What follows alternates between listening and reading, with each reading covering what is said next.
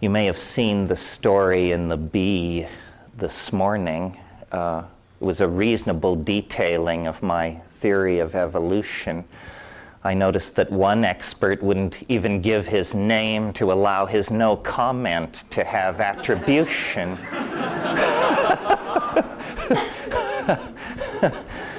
Gentlemen, this is no way to behave in the face of an ideological revolution. Anyway, and plus, it isn't even my weirdest idea. But that was left unmentioned, thankfully, in the article. But since the article dealt so specifically with evolution, and because that probably is my best candidate for entree into any kind of respectability, something I crave intensely in every atom of my body, I thought I would discuss it with you this evening and try and make it seem a little less absurd than my critics might make it seem. First of all, let me lay out for you the nature of the problem. Right now, the nature of the problem is finding the damn phone and shutting it off. No, the nature of the problem is that evolutionary theory tells us that we are some kind of advanced animal of some sort, and science has waged a noble struggle over the past 150 years to secure this position against all attacks by orthodox religious thinking. And yet, there is, after it's all said and done, the sense that if we are an animal, we are a very, very peculiar sort of animal indeed. A unique animal, an animal capable of language and coordinated planning, an animal not bound to a particular social or sexual style. We have monogamous human societies, polygamous societies. This is very different from animals. We have poetry, we have mathematics, we have drama, a whole spectrum of effects that is far from anything that we find in animal organization. And this problem has fascinated me for a long, long time, as it's fascinated a lot of people, because obviously it's a great embarrassment to the theory of evolution that it can't account for human consciousness. Because, after all, human consciousness produced the theory of evolution. So you see, it's a significant failure there. Obviously, if you accept the basic rules of the evolutionary game, which are that there is random mutation, which means gene drift, mixing of genes through sexual reproduction, cosmic rays which cause birth defects and mutations, this sort of thing, and natural selection. And these two factors, natural selection and mutation, are sufficient to account for praying mantises, chipmunks, tropical rainforests, but not us. And the reason is that we emerge too quickly from the background of the rest of ordinary nature. In the space of about 2 billion years, the human brain doubled in size. And Lumholtz, who is an orthodox evolutionary biologist, calls this the most dramatic transformation of a major organ of a higher animal in the entire history of life. And it happened to us. It happened to that very organ that is responsible for the theory of evolution. So what extraordinary confluence of factors could have come together there to take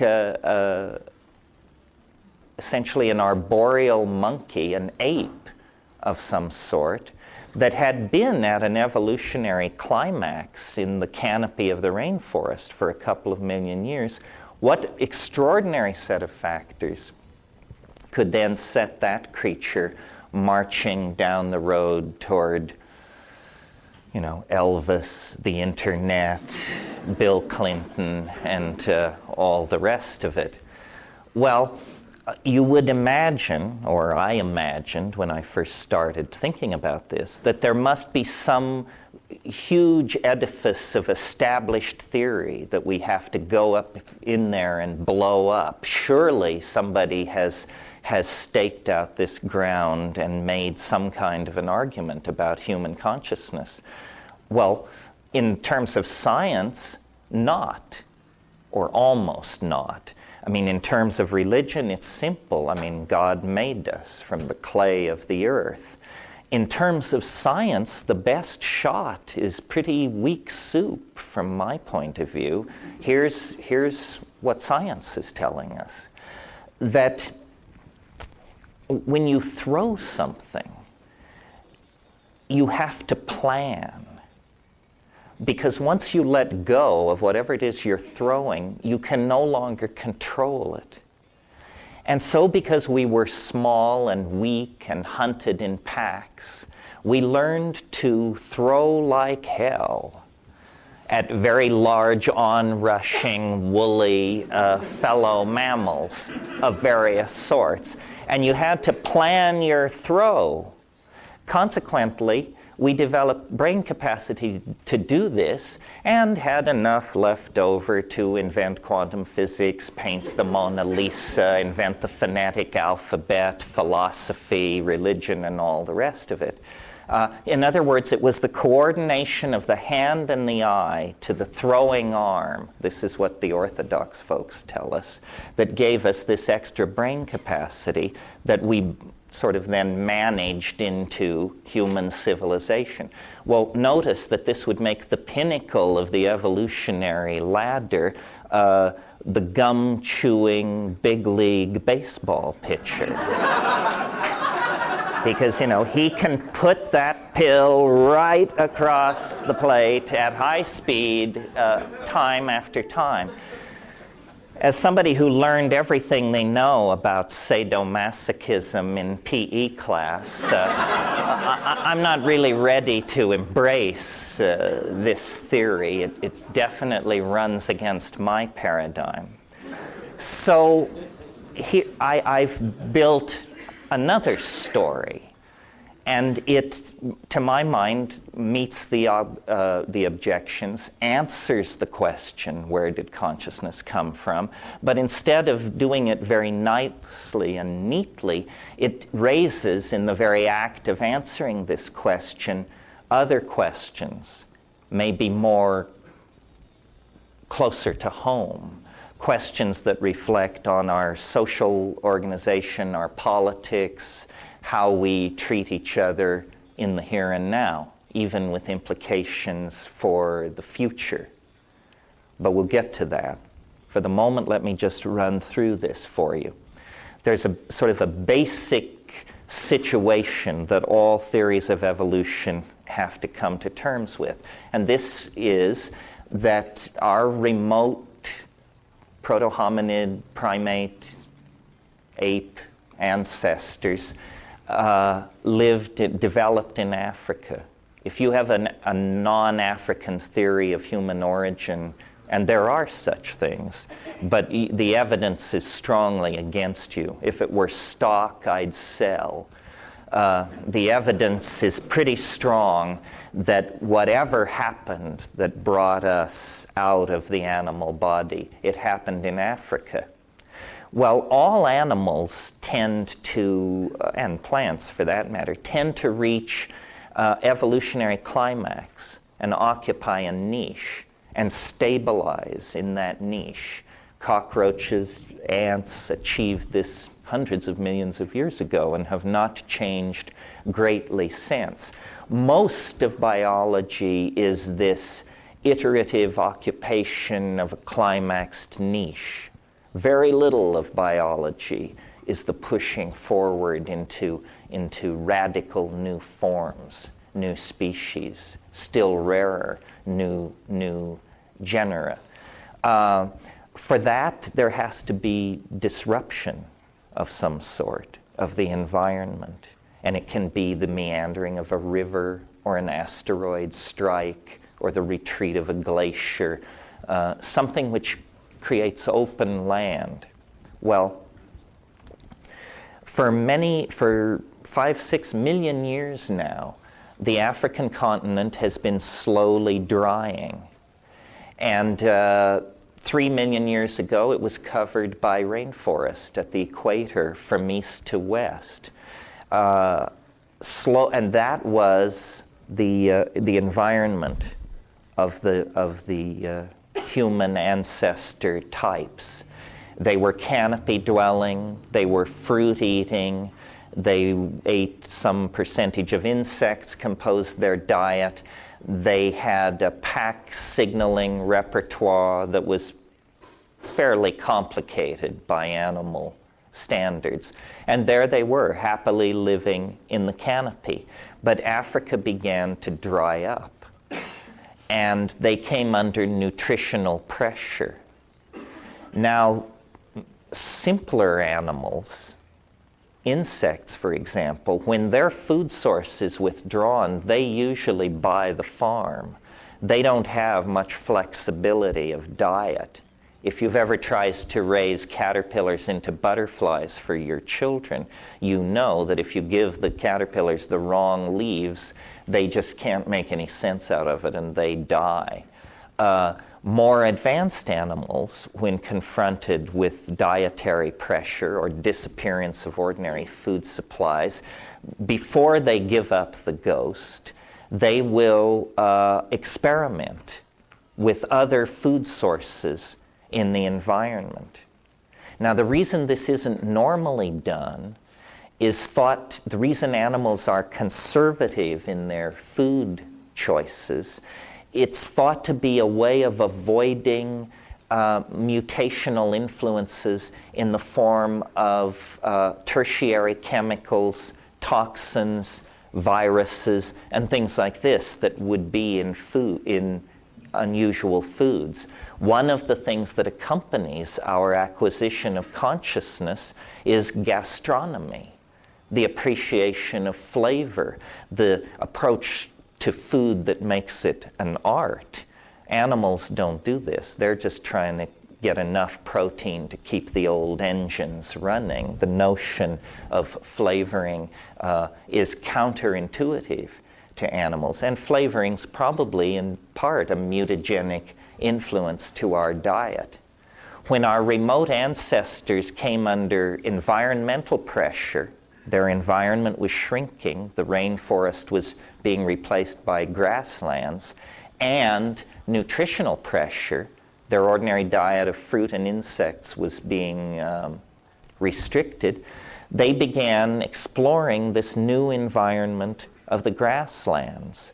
And this is the era of knuckle walking, turning into bipedalism. It's the era of the coordination of binocular vision, so forth and so on. There was a paper published recently which anticipates my point, but I can't wait to hit you with it.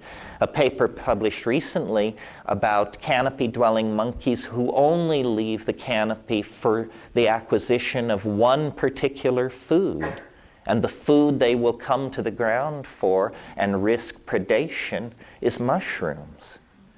So it seems perfectly reasonable to suggest that our remote ancestors exploring the new environment of the grasslands would have encountered, as you would if you were to go to the tropics, psilocybin-containing mushrooms growing in the dung of cattle. Many dung-growing so-called coprolitic mushrooms produce psilocybin, among them Stropharia cubensis, which is one of the largest and pandemically distributed of these mushrooms. I'm sure that our early ancestors also tested other kinds of food. They were testing everything. They were digging for corms with pointed sticks. And I'm sure there were many ecological and medical disasters as a consequence of this. For instance, the birth control steroids in modern birth control pills are produced by Dioscorea vines grown on plantations in Mexico. Well, Dioscorea is the family of sweet potatoes. Imagine a hungry band of primates that come upon a patch of sweet potatoes that are heavy in these steroids. It would raise holy havoc with their reproductive cycle. It would interfere with menstruation, ovulation, lactation, fertility, and human genetic history is the story of many such encounters with mutagenic influences in the environment, most of them catastrophic, detrimental, lethal. But in some few cases, there would have been salutary results, advantages conferred upon the animals that accept these new foods into their food chain. And I want to particularly emphasize psilocybin because I believe it's the key. You see, we're looking for some kind of factor which could have exploded the human brain size at a rate 10 times faster than evolution normally takes place. So it's going to be an unusual situation. Perhaps the need to throw a boulder at a distance accurately, or perhaps contact with an unusual food item or drug-containing plant. But it was something unusual. If it weren't unusual, it wouldn't have taken this planet 1.5 billion years to bring forth its first intelligent species. Well, so let's look at psilocybin then in a little more detail. It has a number of properties not specifically related to its psychoactivity that make it an ideal candidate for a catalyst for the emergence of consciousness in an advanced animal. First of all, and at the early stage of human invasion of this new grassland environment, proto-hominid invasion, I should say, we were testing foods. We would certainly have tested this food. I've seen these things the size of dinner plates in the Amazon after a rain, and they are silvery with blue and purple shading. They are the most dramatic thing in the environment, whether you know anything about them as psychoactive agents or not. Certainly they would have been tested for food. I've seen baboons in Kenya investigating cow pies and flipping them over because beetle grubs nestle underneath them. So cow pies are a natural vector for hungry baboons, so that everything is in place. It's trivial to suggest otherwise, I would maintain. Okay.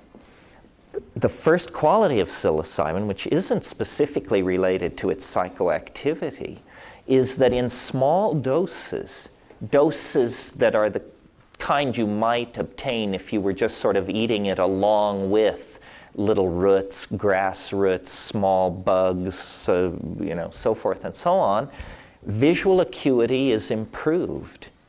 Specifically, edge detection is improved.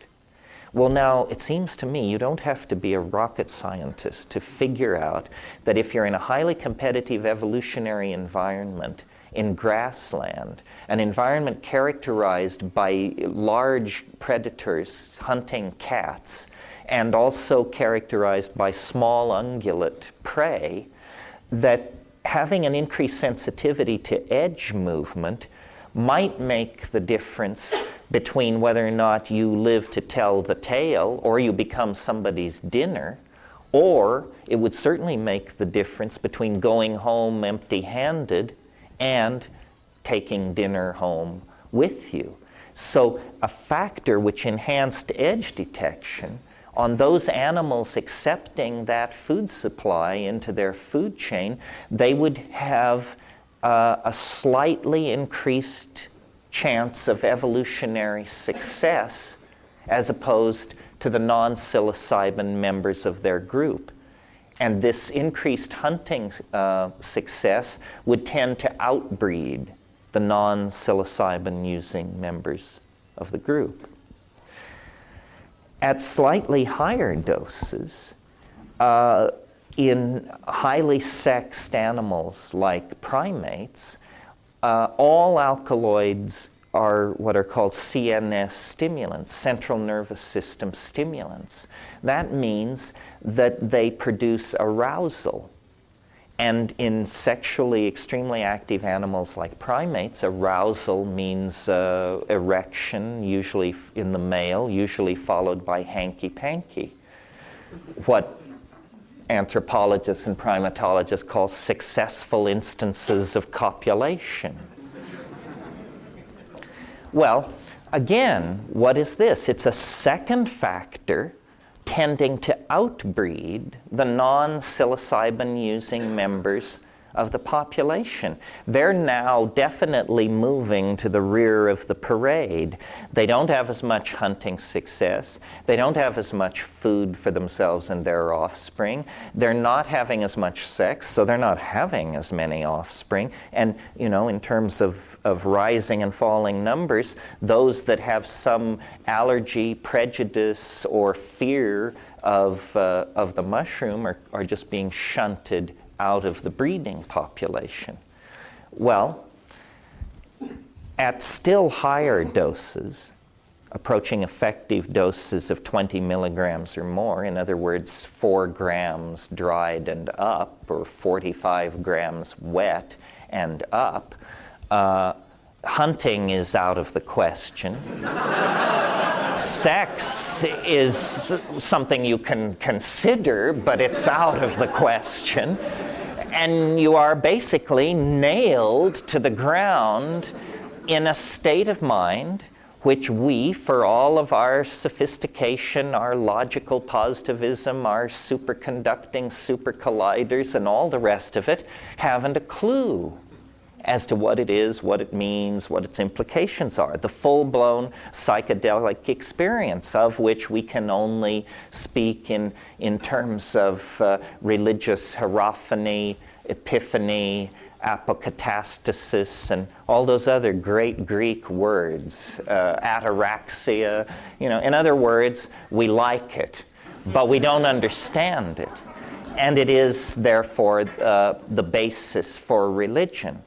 Well, so right there, you have a 3-step process driven by nothing more than hunger and curiosity that leads remote primate ancestors to a confrontation with what Rudolf Otto called the wholly other, the holy, the numinous, the transcendental. And you know, this is on slightly less firm ground, but in my own personal experience and having collected psychedelic experiences lifelong, I feel confident in saying that at high doses, psilocybin causes glossolalia. Glossolalia is syntactically structured language-like behavior in the absence of meaning.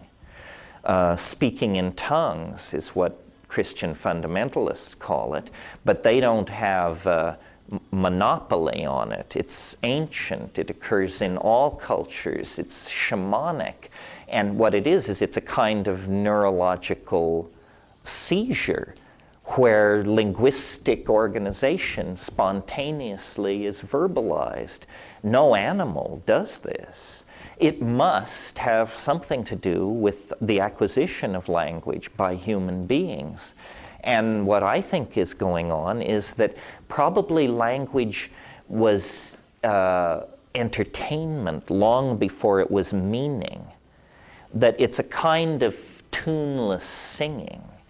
And that having discovered that we could make an almost endless repertoire of small mouth noises, we did this for each other, for amusement, to pass the time. I mean, God knows there was a lot of it.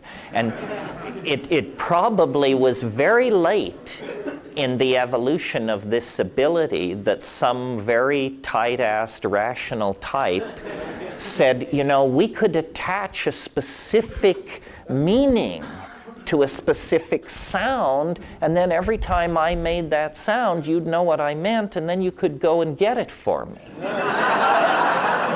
You see? It's a sort of, it's the as long as you're up, get me a grants theory of language. So that's the basic idea. And I really believe that sometime in the last 50,000 years, before 12,000 years ago, a kind of paradise came into existence.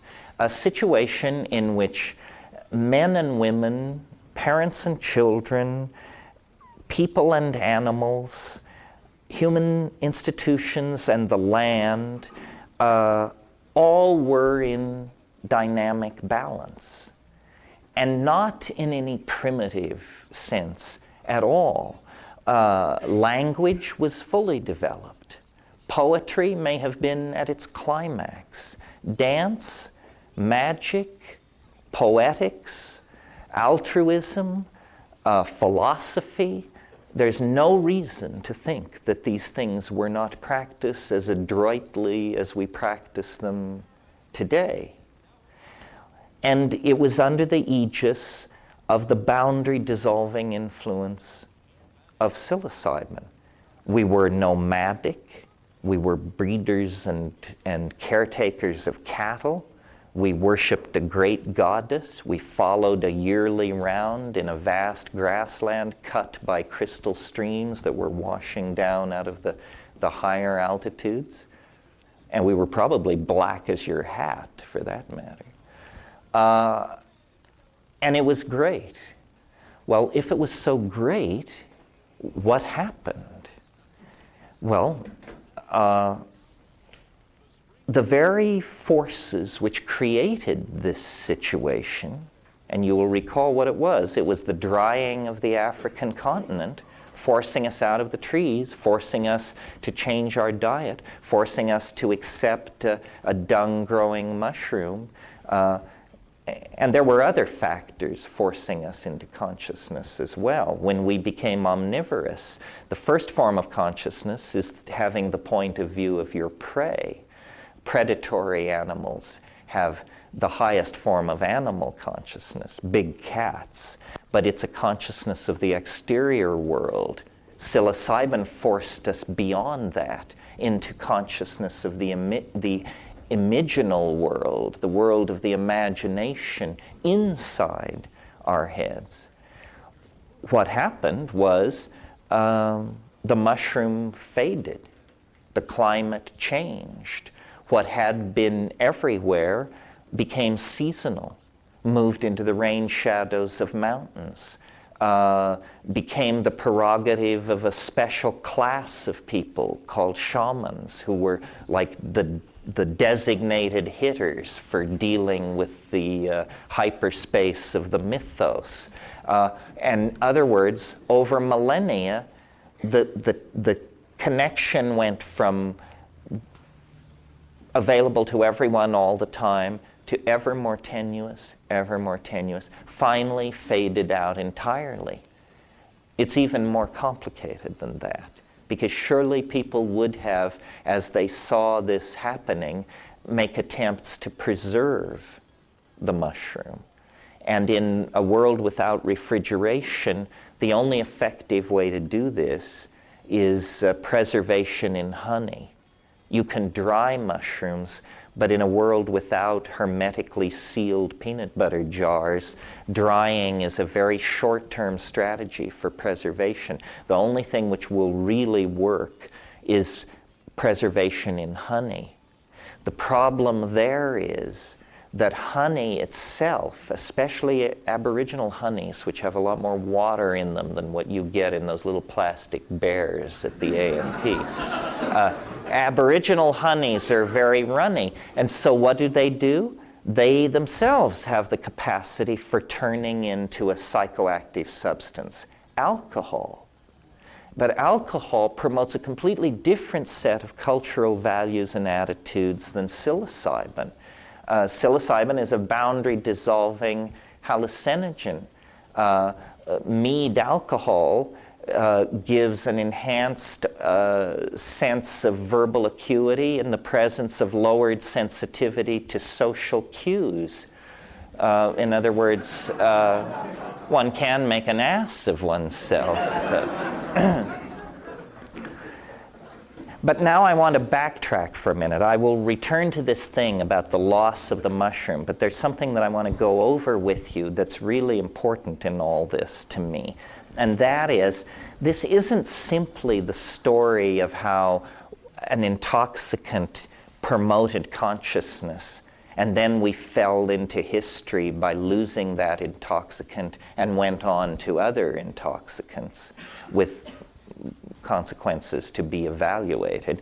It's that, but it's more, because psilocybin had a very, very peculiar effect over and above what I've mentioned so far. And it is this over and above effect that makes my theory so controversial and so and academics, I think, so phobic of it, because it rips open a whole can of worms. And this is the problem. All primates, clear back to squirrel monkeys and old world monkeys, all primates form dominance hierarchies.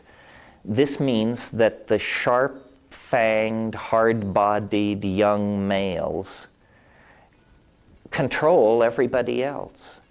The women, the elderly, the sick, the children, homosexuals, everybody finds their place somewhere in this dominance hierarchy run by these dominant alpha males. We are no different. We also, as we sit here this evening, operate under this kind of a social organization. I mean, we complain about it, we analyze it, we are aware of it, but we live under it. It's how it is. So here is my suggestion, that what psilocybin did was it changed behavior. It interfered with primate behavior. Specifically, it interfered with this tendency to form monogamous pairs and dominance hierarchies.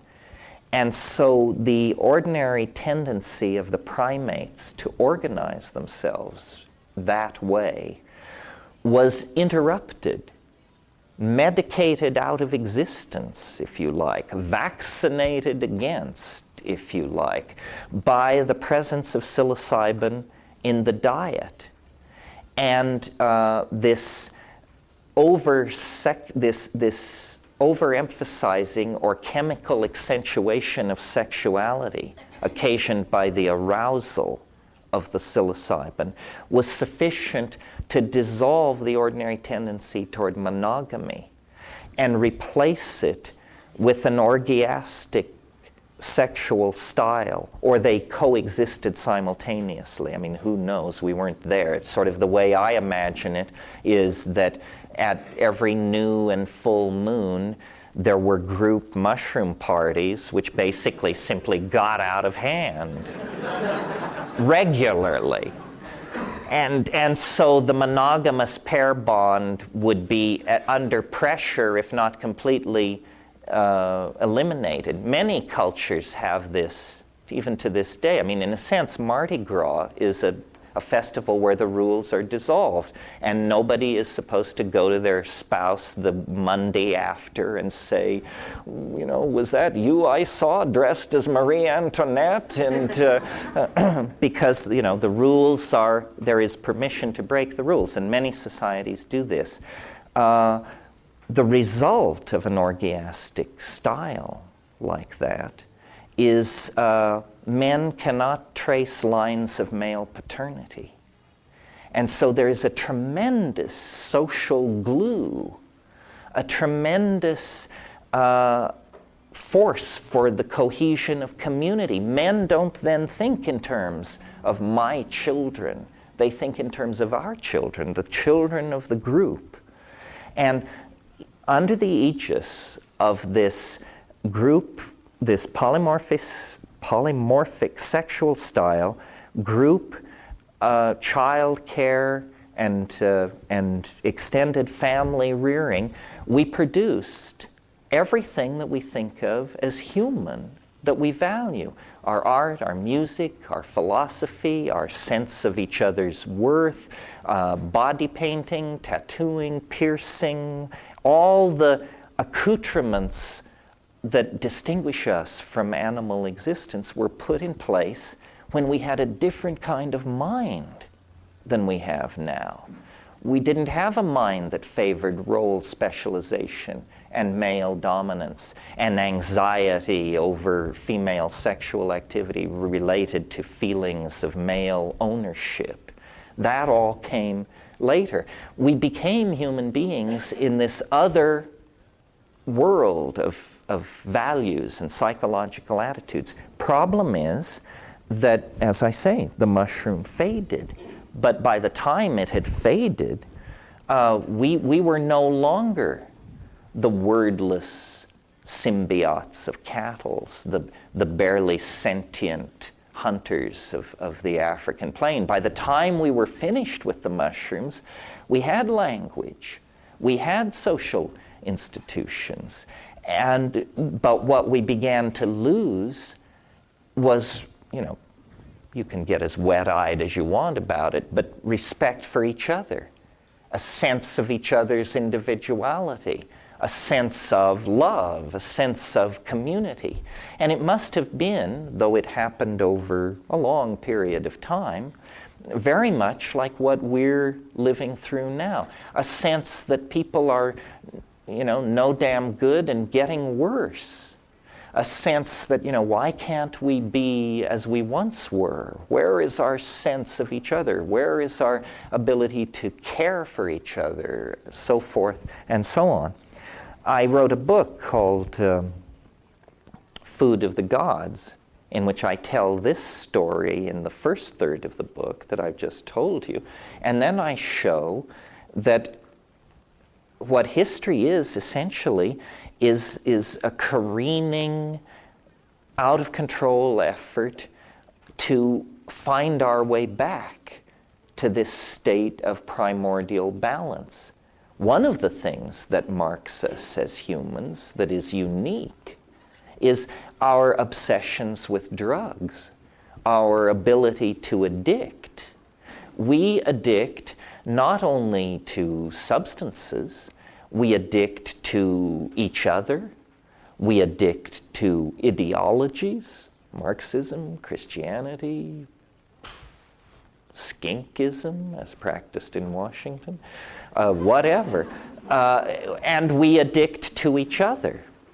I am a romantic with the best of them, but I can't help noticing that a broken heart and a heroin withdrawal show very similar presentations.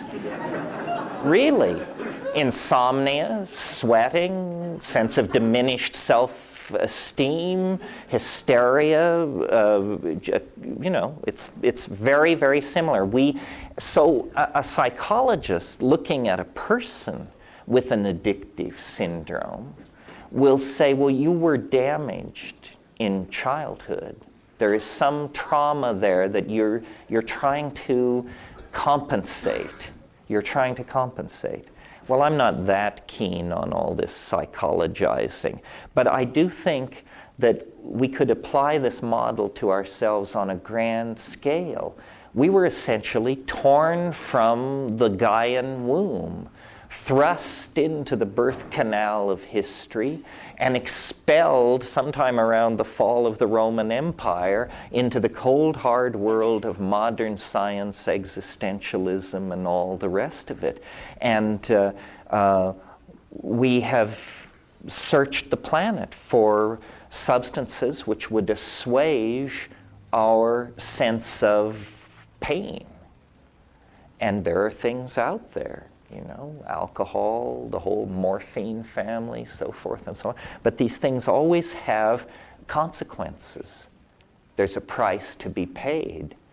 The very knowledge of psilocybin was lost to the entire planet, except for some tribes in the Mexican mountains, for several millennia, until Valentina and Gordon Wasson went in the early 1950s and found these mushrooms and brought them out. And then Albert Hofmann, who had earlier discovered LSD, synthesized the compound and made it available. That was 55.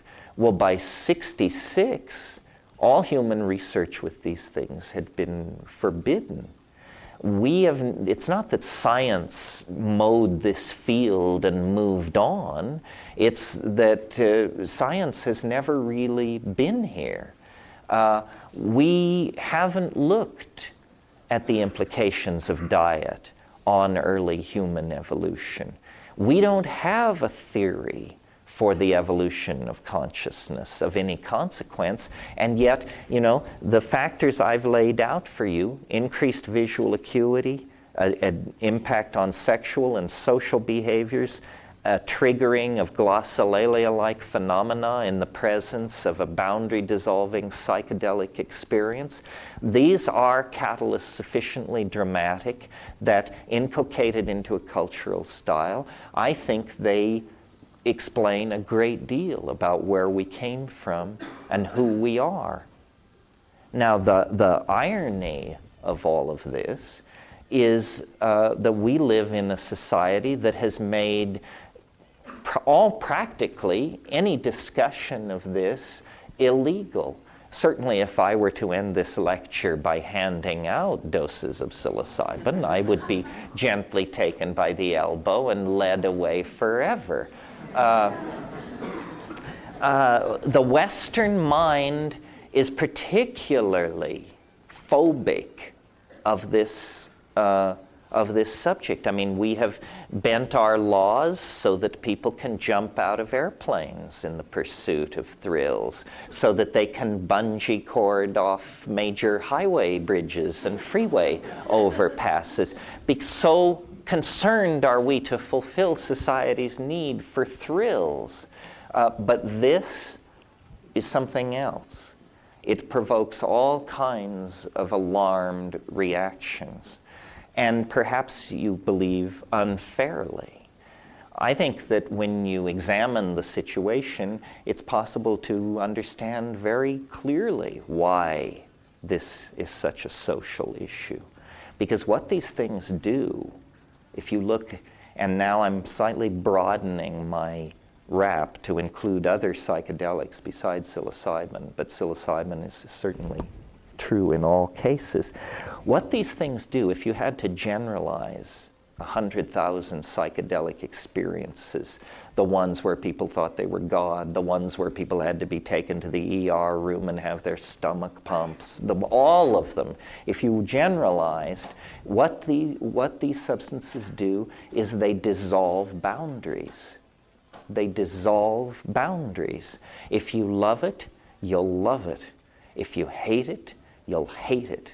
But that's what they do. They dissolve boundaries. Now, the reason this provokes a lot of social anxiety is because all societies are about the maintenance of boundaries. It doesn't matter whether you're, a stockbroker in New York, a Zen monk in Kyoto, a Hasid in Jerusalem.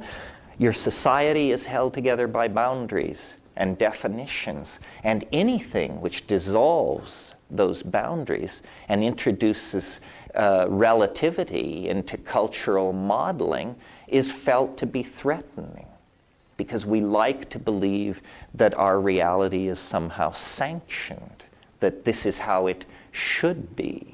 But in fact, that's just a cultural judgment. All cultures think that their culture represents a sanctioned reality. It doesn't. It just represents the current download of their linguistic enterprise. At the core of the Western anxiety about boundaries is something that we are very proud of, that we believe we invented. We call it the ego. Sometimes we call it the democratic individual. We say no Eastern society could have produced this. We took this from the Greeks, we perfected it through the Romans, we brought it up through the medieval period. John Locke and Thomas Hobbes and all those folks fixed it up for us in the 18th century. Thomas Jefferson ironed out the wrinkles, and modern America is the shining example of what you can do if you empower the ego, the citizen, the individual. We want nothing of tribalism, still less of collectivism, and God forbid, nothing whatsoever to do with communism. See, all these things set us going. But in fact, the ego is appropriate only to a certain point. I mean, yes, we need egos, so that when you take someone to dinner at a reasonable restaurant, you place food in your mouth, not their mouth. This is what the ego is for. It tells you who pays. But in fact, what the ego is the return to consciousness of this psychic structure related to the patterns of dominance. And the way I think of the ego is it's like a cyst or a calcareous growth or a tumor that gets going in the personality. And if not treated, it becomes chronic. And then there is no cure. There can only be, a certain amount of maintenance and medication of it. But it's incurable, except unless we resort to not only non-prescription drugs, but drugs currently illegal. In other words, the psychedelics, through this boundary dissolving function, dissolve that boundary as well. And so they promote a larger sense of the world than the values of capitalism, competitiveness, object fetishism, property acquisition, and the bottom line, empower. So the issue, as was always sensed since the 60s forward, I think, is not simply an issue of religious freedom or an issue of an eccentric minority social practice being tolerated by the majority, the way they tolerate handing out pamphlets in airports or something like that. The issue is, in fact, what kind of people shall we be? And then what kind of society shall we put in place? And that's why my theory of evolution is not simply a dry footnote on an issue that involves anthropologists, primatologists, and biologists, but it turns into a political issue, because our unhappy, addicted, ego-driven condition has become not simply the source of our own unhappiness. That was bad enough. But now it's the source of great discomfort and dislocation for all life and human society on the planet. We are out of control. We are basically severely addicted to things. and cannot stop ourselves. And we know, or we should know, that there is not enough petroleum, heavy metal, so forth and so on, in the planet to give all the thing addicts all the things that we know they must have in order to be happy. We have spread this intellectual virus from pole to pole, to Turkmenistan and Borneo, to the upper Amazon and to the Tajiks. Everybody wants kids, you know. Everybody wants the pause that refreshes. What are we going to do about this? Well, so far, we've been treating it like an endless garden party. There's no serious plan on the table to deal with this at all. I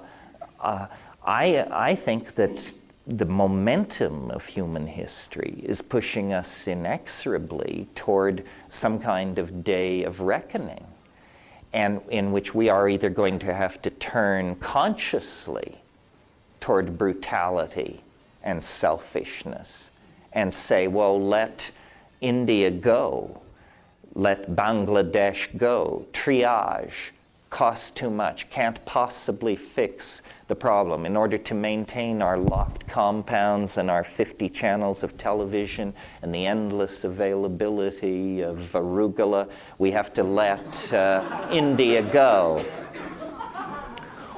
We're going to have to turn that way. In other words, each consciously participate in a choice to brutalize the human enterprise, or we're going to have to seriously talk about very major restructurings of our society. And I don't really know how we do that.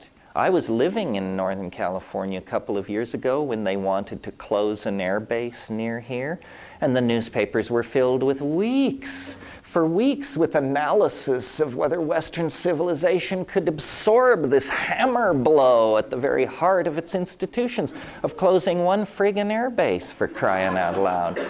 That's not my idea of major change, you know? We may have to give up some of our pretty things. We may have to discipline some of the irresponsible social philosophies that run amok among us. And no, I don't mean the advocacy of psychedelic plants.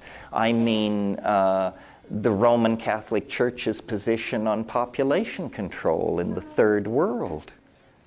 I mean, the Germans take quite a knock for the Holocaust, but the Catholic Church manages to push more people into death, disease, and degradation every year than the Holocaust managed in its entire show, and it's thought rather crass to even mention the fact. It seems to me, as long as these Catholic bishops can show their face in public, that we are in complicity with mass murder. It's not pleasant news, but what are you going to do about it? Islamic fundamentalism, another bunch of knotheads with an anti-human agenda. What are we going to do about this? Are we going to go gently into that good night of planetary chaos, extreme distortion of class structure, defense of what we have at any cost against those who have nothing? There doesn't seem to be any other plan on the horizon. Arthur Koestler, who probably never thought he would be quoted by Terence McKenna, a very conservative character. You'll recall he was a Marxist who turned on Marxism and led a very interesting intellectual life. He wrote a book 30 years ago called The Ghost in the Machine. And he made a case similar to mine, but a little simpler. He observed human beings are hardwired for homicide. This is what we do best because this was something we had to do, apparently, at some point in our past, at least in Koestler's view. He didn't believe in a mushroom paradise. But he reached the same conclusion that I have.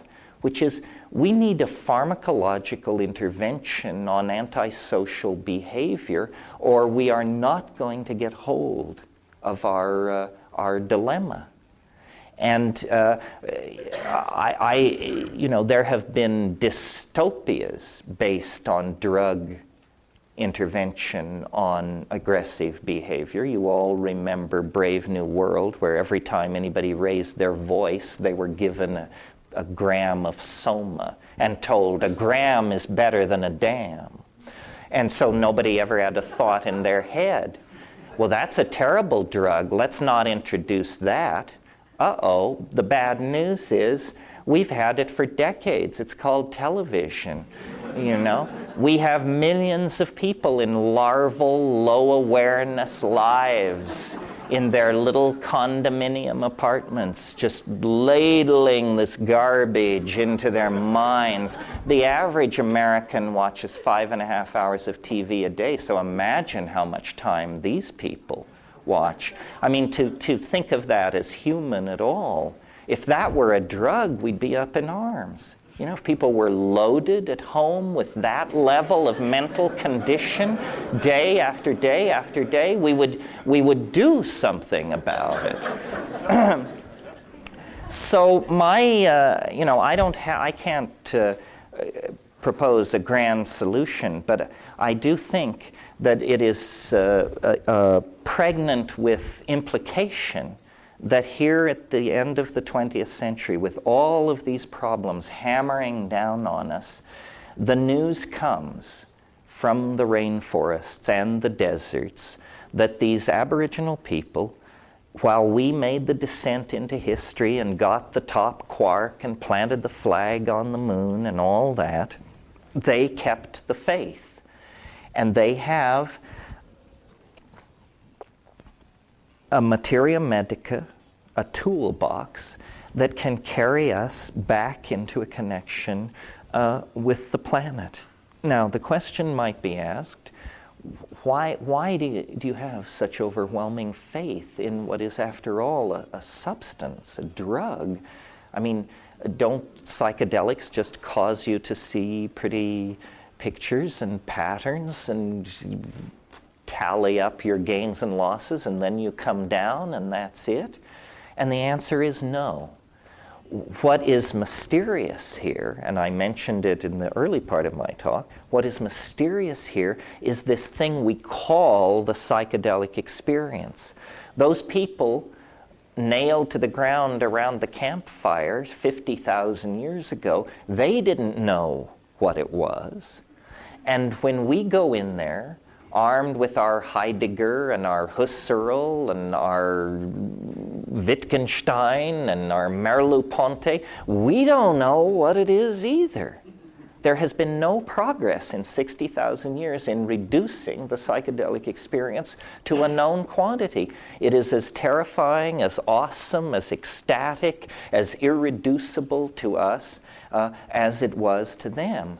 Well, what is that? As secular people, we rarely experience religious awe, especially of the uncontrollable sort. I believe that what makes the psychedelic experience so central is that it is a connection into a larger modality of organization on the planet, which is a fancy way of saying it connects you up to the mind of nature herself. The planet is not just a hodgepodge of competing species. That's the old evolutionary model. That's been obsolete for decades. The new evolutionary model is that where we see species, nature sees only a gene swarm, genes moving at various speeds, being transferred around, a large percentage of them by sexual propagation, but a large percentage of them by asexual and vegetative propagation, and still others by more exotic methods of propagation, such as go on in the fungi and the bacteria. The world is a gene swarm. And people like Lynn Margulis and James Lovelock have been suggesting for years that the Earth is a kind of thermostatic self-regulator. Well, if you carry that idea far enough, thermostatic self-regulator is a way of saying a kind of computational engine, a kind of computer, a kind of mind, a kind of mind. The Gaian mind. The reason those mushroom-eating, orgiastically behaving people worshipped a great horned goddess, the reason they imaged the numinous other as feminine, was because they had a connection into a kind of overarching intelligence that they instinctively and intuitively felt to be feminine. And we retain this in our languages as the idea of Mother Nature and the femininity of the land and so forth and so on. But it's just become a distant metaphor to us. I think our intelligence is a source of toxicity to nature and discomfort to ourselves unless our values are based on planetary values, are linked to the values of the rest of nature. And that means we need to fit ourselves more appropriately into the scheme of things by limiting our numbers, by limiting our extraction of natural resources and toxification of the environment.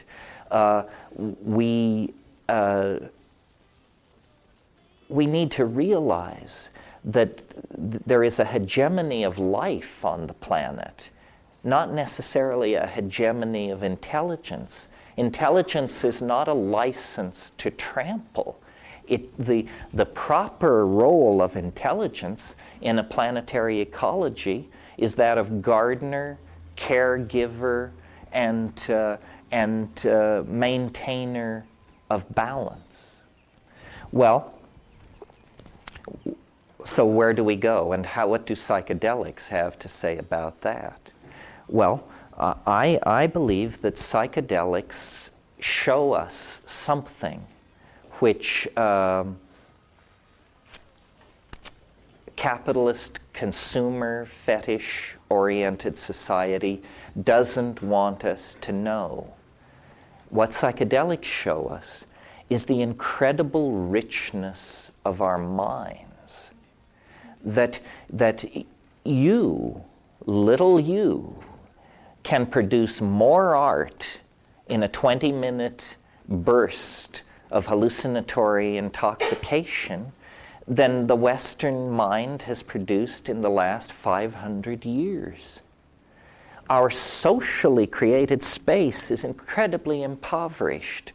You know, we have Picasso's contribution and Pollock's contribution and everybody's contribution, but it altogether is as nothing compared to the richness that resides in each one of us a half inch behind your eyebrows. We are told, oh, well, if you want beauty, you have to own a Lexus. Or, if you want a sense of satisfaction, then you need a triple-car garage. On and on. This is absolutely not true. These are substitute addictions that will never satisfy for the genuine article. And the genuine article is a connection into the Gaian mind. Well, I don't believe or expect for a moment that ever again, naked, tattooed, and joyous, we will herd our cattle across the grasslands of Africa. I mean, there are 6 million of us. That chance has been blown. But what can we do to ameliorate our situation? Well, I have always been an optimist. I'm more optimistic right now than I have been for a long time, because sometimes when you're an optimist simply on principle. You believe it's going to turn out all right, but you don't see how it possibly could. I'm beginning to see how it possibly could turn out all right. And my notion is, first of all, I follow in my thinking about shamanism, and I follow the great historian of religion, Mircea Eliade, who got it almost all right, except that he never embraced psychedelics. He thought they were decadent, but that was just his French European education, and he came too early. But anyway, Eliade wrote a book called Shamanism, and then he subtitled it, The Archaic Techniques of Ecstasy. Now, he wrote the book in French. In French, technique has a connotation that it doesn't have in English. It means both a way to do things, and it means technology. Later, the French sociologist Jacques Ellul wrote a book called Propaganda. And the little banner under which his book flew, which is printed right on the frontispiece, is he says, there are no political solutions, only technological ones. The rest is propaganda. And then he spends 200 pages explaining what he means by political solutions, technological solutions, and propaganda. By Ellul's understanding, I agree. I think ideology is toxic. All ideology. It's not that there are good ones and bad ones. All ideology is toxic, because ideology is a kind of insult to the gift of human free thinking. I mean, if you adopt some ideology, Leninism, Mormonism, it doesn't matter, then you have all the answers. You just go and look in the catechism.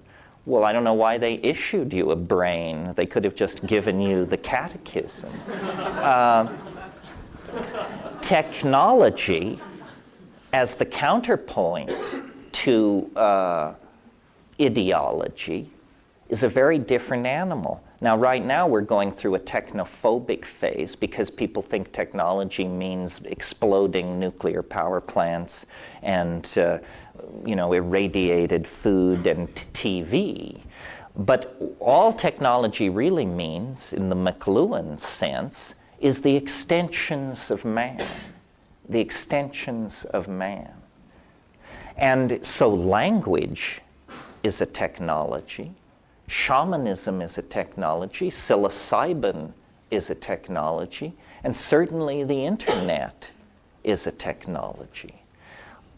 It's slowly, I think, dawning on a number of people that if we're talking about hallucinogens as consciousness-expanding drugs, then the only difference between a drug and a computer is that one is slightly too large to swallow. And our best people are working on that problem, even as we speak. The drugs of the future will be much more like computers. The computers of the future will be much more like drugs. And I think what we have to recognize is that we are in a very brief and low energy technical phase in technology. Basically, we're at the tail end of the petrochemical steam era. And where we are headed is toward the solid state, fiber optic, global community of the internet. And when I was in San Francisco 2 weeks ago, the buzz was all about VRML, the virtual language markup, the virtual reality markup language whose protocols are being set now so that we will be able to build websites on the net that you can put on your helmet and walk around in. Sun Microsystems is about to introduce something called Hot Java, which will let you build and interact with your website without going through your server. Bandwidth is broadening as we speak. The whole world is being brought into the domain of electricity. And you may not know it, but Marshall McLuhan thought that this was the descent of the Holy Ghost. As a convert to to Catholicism, he sort of went the opposite direction of me. As a convert to Catholicism, he decided that the descent of the third person of the Trinity and the worldwide spread of electricity were the same event. So I think that what we have to do is dematerialize culture in every way possible. And that means pharmacologize culture, computerize culture, network culture, virtualize culture, and make of it thereby a tool for the production of our poetic flights, a technology for the putting in place of our dreams as exhibits that we can show each other. This is what it is. This is what technology can be in the service of boundary dissolution. In the service of boundary maintenance, you get hydrogen bombs and sarin. In the surface of boundary dissolution, you get psychoactive substances and the internet and sexual experimentalism, social justice, tolerance, and community. And the choice is to be made on an individual level by each and every one of us. I don't advocate a mass outbreak of psychedelic use. I think these things are a private matter. They are the only thing comparable to them in our human experience is our sexuality. And that's a private matter. How we define it, how we express it, how we act it out, who we do it with, what we think about it, and what we choose to say in public about it is all in our hands. I do not think that the government, under the guise of some phony, alarmist, pseudoscientific rhetoric, should attempt to control the evolution of consciousness. After all, if these things truly are consciousness expanding, it doesn't take too much intelligence to realize that it is the absence of consciousness that is causing our flirtation with extinction and planetary disaster. If there is any way to raise consciousness, diet, drug, machine, sexual practice, mantra, yantra, whatever it is, we should be furiously exploring and applying it. Because if we should fumble the ball, if we should actually, where our ancestors over thousands of generations did not fail, if we are to fail, the magnitude of the tragedy will be immense, because failure is not inevitable. It is not inevitable that we should fail. There are ideas, personalities, technologies available right now which, if honestly explored and implemented, could rescue the human enterprise from the disgrace that hovers over us. We don't want this to end in a toxified garbage pit ruled by Nazis, which is, the way we may well be headed. The Gaian mind has always been there. Nature originally, through the plants and shamanism, provided the tools for us to access this incredible natural database. Through the vicissitudes of history, previous generations lost the key in Western society. Since the 1960s, the key has been refound. It's a matter of great social controversy. It's a matter of great risk to those who take it, how they will be viewed by their peers. But there is no longer, ignorance is no longer an excuse. Anthropology in the last 100 years has laid at our doorstep the tools necessary for an archaic reconstruction of society and human values within that society. It's inconceivable that Western industrial capitalism could run on another 500 or 1,000 years. It will not continue as it has. It will deteriorate under the pressure of resource scarcity. And what few democratic values we have obtained, what little space for reasoned discourse has been created, will be the first to be swept away.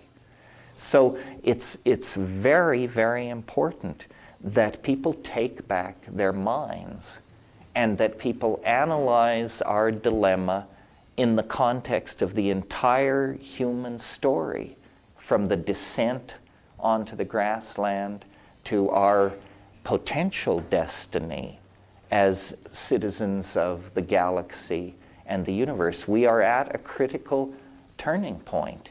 And as I say, the tools, the data that holds the potential for our salvation is now known. It is available. It is among us. But it is misrepresented. It is slandered. It is litigated against.